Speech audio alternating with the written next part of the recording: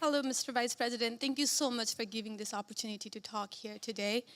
I did not agree with many of the things that you said right ahead of this, but I don't think that's my point to discuss here.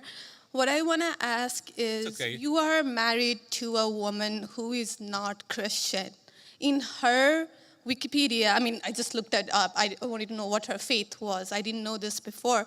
But she still calls herself Hindu. You are raising three kids in interracial, cultural, racial, religious household. How are you maintaining or how are you teaching your kids not to keep your religion ahead of their mother's religion? Or how are you teaching them that your kind, they're that kind who got here just few years or few decades ago is different or is better than your mom's kind who got here just a generation before? How are you balancing that? And when you talk about too many immigrants here, when did you guys decide that number? Why did you sell us a dream? You made us spend our youth, our wealth in this country and gave us a dream. You don't owe us anything. We have worked hard for it. Then how can you, as a vice president, stand there and say that we have too many of them now and we are going to take them out to people who are here rightfully so by paying the money that you guys asked us?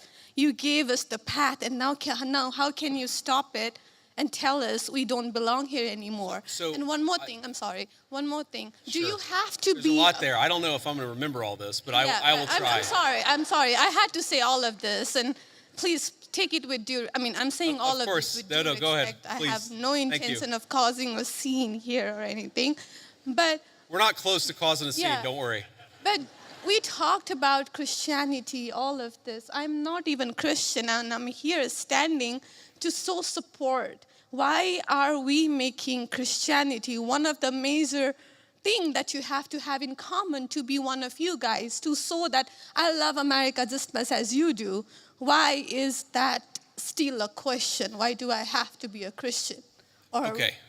So there was a lot there, and I'm going to try to respond to as much of it as I can. So on the question of immigration, so first of all, I can believe that we should have lower immigration levels, but if the United States passed a law and made a promise to somebody, the United States, of course, has to honor that promise. Nobody's talking about that. I'm talking about people who came in violation of the laws of the United States of America, and I'm talking about in the future reducing the number of people. Sorry, what? May I continue on that? Because when you just said you are not stopping with the people who came here legally, right? But you are pushing out policies that hurt us. And these policies are not even solving the problems. These policies are just creating No, chaos. ma'am. Okay, so again, I'm gonna finish answering the question, and then if I've answered all 9 of your questions in less than 15 minutes, then we can keep on going. We got to have a little fun, right? So here's the thing. I can believe that the United States should lower its levels of immigration in the future, while also respecting that there are people who have come here through lawful immigration pathways that have contributed to the country. But just because one person or 10 people or 100 people came in legally and contributed to the United States of America, does that mean that we're thereby committed to let in 1 million or 10 million or 100 million people a year in the future? No, that's not right. We cannot have, I'll go and finish, we cannot have an immigration policy where what was good for the country 50 or 60 years ago binds the country inevitably for the future. There's too many people who want to come to the United States of America, and my job as vice president is not to look out for the interests of the whole world, it's to look out for the people of the United States.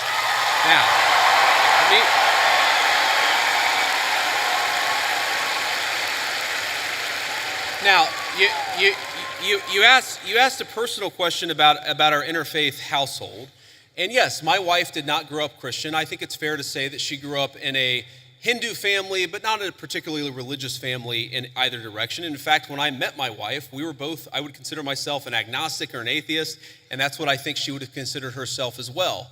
You know, everybody has to come to their own arrangement here. The way that we've come to our arrangement is she's my best friend. We talk to each other about this stuff. So we've decided to raise our kids Christian. Our two oldest kids who go to school, they go to a Christian school. Our 8-year-old did his first communion about a year ago. That's the way that we have come to our arrangement. But, thank you.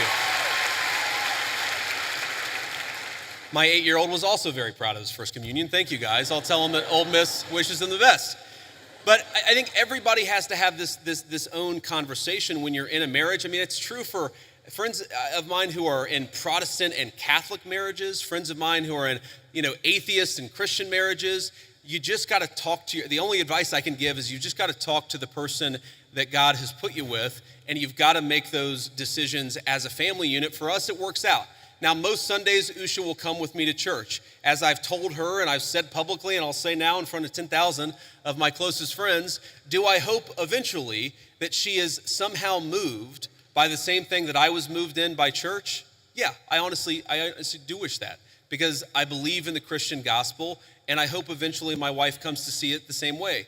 But if she doesn't, then God says everybody has free will, and so that doesn't cause a problem for me. That's something you work out with your friends, with your family, with the person that you love. Again, one of the most important Christian principles is that you respect free will.